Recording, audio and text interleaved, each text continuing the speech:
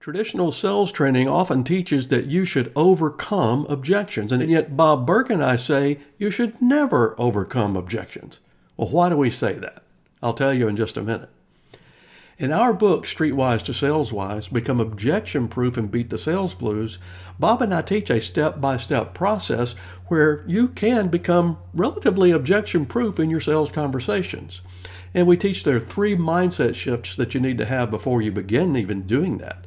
The first one is the better your discovery questions, the fewer their objections. The second one is learn how to handle common objections that you're always going to get in the sales conversation itself. If you bring it up in the conversation along with a solution, then it's just education. But if they voice that same issue later, it becomes an objection. And the third mindset shift we recommend is that in your mind, you should never try to overcome an objection. Here's the reason.